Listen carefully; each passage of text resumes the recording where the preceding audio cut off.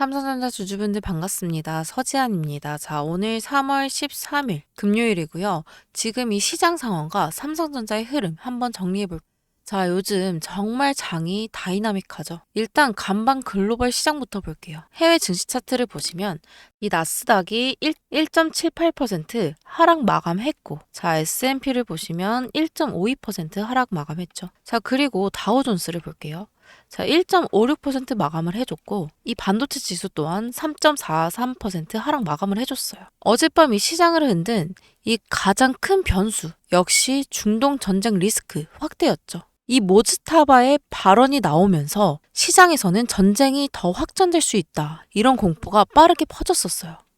자, 하단을 보시면 보복을 계속할 것이다, 미군 기지를 빨리 폐쇄하라, 이 복수는 알리 하마네이의 순교에만 국한된 것이 아니라 적에게 희생된 모든 국민을 위한 것이다. 어떠한 경우에도 우리는 적에게 배상을 요구할 것, 만약 적이 배상을 거부한다면 우리는 판단하는 만큼 적의 재산을 빼앗을 것이고, 그것이 불가능하다면 같은 양의 재산을 파괴할 것이라고 했죠. 이러면서 시장에서는 전쟁이 더 확전될 수 있다, 이런 공포가 빨리 퍼졌어요. 자, 그 영향으로 해외 증시가 폭락을 해줬고, 이 WTI, 이 국제 유가가 크게 급등했죠. 유가가 이렇게 급등하면 시장에서는 바로 세 가지를 걱정해요.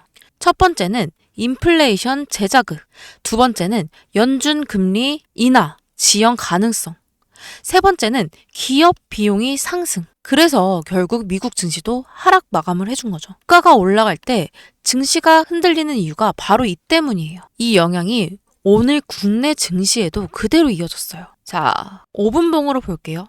이 코스피가 개파락으로 시작을 해서 시간이 지나면서 조금씩 낙폭을 줄이고 있죠. 자, 근데 이 삼성전자도 똑같아요. 이 삼성전자도 개파락으로 시작해서 점차 낙폭을 줄이고 있는 모습 보여지고 있죠. 오늘 시장에서 가장 중요한 포인트가 하나 있어요. 어제 이 선물 옵션 동시 만기일이었죠. 자, 즉 지금 이 시장은 기관과 이 외인, 이들이 새로운 방향으로 포지션을 다시 잡는 시점이에요. 이때 시장에서 가장 많이 나오는 말이 바로 롤오버예요. 이게 쉽게 말하면 기존 선물 계약을 정리하고 다음 계약으로 갈아타는 건데, 자, 3월 선물 계약을 가지고 있었다면 만기가 되니까 그 계약을 정리해야 돼요.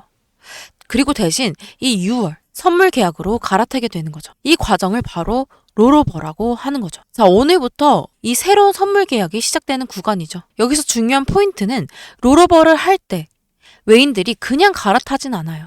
만기일에 기존 선물을 매도하면서 정리하고 다음 선물 계약을 다시 새로 잡는 거예요.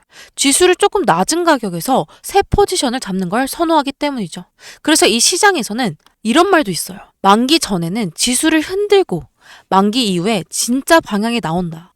자, 그래서 이 롤오버 구간에서는 이 지수가 일부러 눌리는 경우가 많아요. 결국 지금 이 시장은 이 외인들이 지수를 컨트롤하면서 포지션을 만드는 구간이라고 볼 수 있어요. 그런데 지금 시장이 누르는 이유가 단순한 롤오버 때문만은 아니죠. 가장 큰 변수는 미국과 이란 사이에서 커지고 있는 전쟁 리스크예요. 중동 지역은 전 세계 원유 공급의 핵심 지역이기 때문에 전쟁 가능성이 커지면 시장은 바로 공급 차질 먼저 생각하죠. 자, 그래서 지금 국제 유가가 급등을 했고, 이 영향으로 미국 증시도 변동성이 커진 상태예요. 글로벌 시장이 흔들리면 당연히 이 코스피도 영향을 받을 수밖에 없어요. 특히 이 삼성전자처럼 이 외인들의 비중이 높은 종목은 이런 글로벌 리스크에서 훨씬 민감하게 반응을 해줘요. 결국 시장은 전쟁 리스크로 글로벌 증시가 흔들리고 그 위에서 외인들이 파생상품 포지션을 조정하고 있는 상황이라고 볼 수 있어요. 전쟁이라는 거대한 매크로 변수 위에서 파생상품 수급이 동시에 작용하고 있는 장세인 거죠. 자, 오늘 수급을 보면 이 코스피는 조금 눈에 띄는 움직임이 나왔어요. 현재 이 외국인이 이 오전장에만 1조 2천억 원을 매도를 해주고 있고, 이 선물쇼 또한 2,734억 쇼 포지션을 잡은 상태예요. 이 말은 이 외인들이 아직까지 시장을 조금 더 눌러보겠다라는 의도로 해석할 수 있죠. 하지만 이 초반 숏이 해지 포지션일 가능성도 있는데, 외인들의 선물 숏이 단순한 하락 피팅이라고 단정하기가 어려워요. 보유한 주식 리스크를 줄이기 위한 이 헤지 포지션일 가능성도 있기 때문이에요. 오늘 장후반이나 야간 선물에서도 방향이 바뀌는 경우도 많죠. 이 갭하락으로 시작을 해서 장중 반등이 일어나는 경우, 아니면 갭 상승을 시작해서 장중 밀림이 나오는 현상, 이런 롤러코스터 같은 장세가 자주 나와요. 이 코스피가 갭하락 후 조금씩 올라오는 것도 이 패턴 중에 하나예요. 특히 지금 시장은 세 가지가 동시에 작용하고 있죠.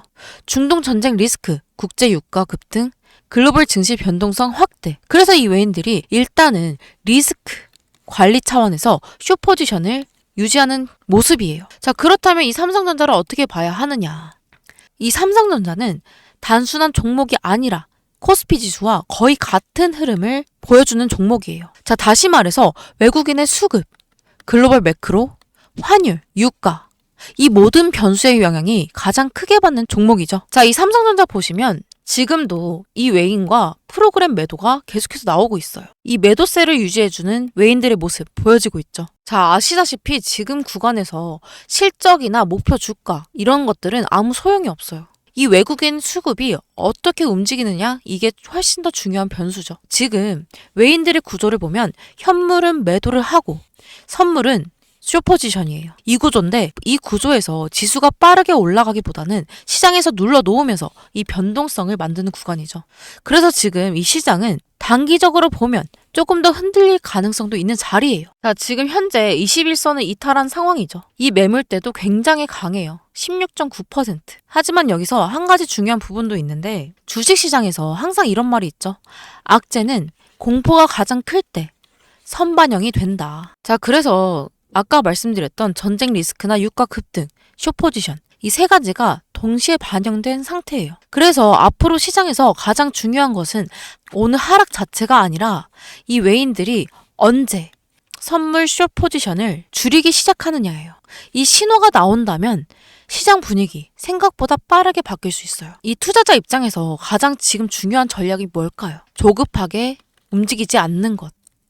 삼성전자는 항상 보시면 이 상승과 조정의 계단식 상승 구조를 반복해 왔어요. 그래서 외인들처럼 이 단기 고점에서는 일부 차익 실현하고 조정 구간에서는 분할 매수, 이 전략이 가장 현실적인 대응이에요. 지금 우리가 봐야 될 것은 조정이 나온다면 조정 구간에서 어디서 다시 분할 매수를 할까예요. 이 타이밍의 대부분은 이 외국인 수급이 먼저 알려줘요. 자, 외국인이 선물숏을 줄이고 현물 매수가 들어오기 시작하면 시장 분위기 바뀌는 시점이에요. 지금 이 시장 세 가지의 변수로 인해서 단기 변동성이 커지는 구간이에요. 그래서 지금은 공격적인 매수보다는 지지선이 어디서 형성되는지 차분히 확인하는 전략이 필요한 시기예요. 중장기적으로 보면 이 삼성전자의 방향성이 크게 훼손된 건 아니에요. 이 종목은 항상 조정을 만들고 그 위에서 다시 올라가는 구조를 반복해왔어요.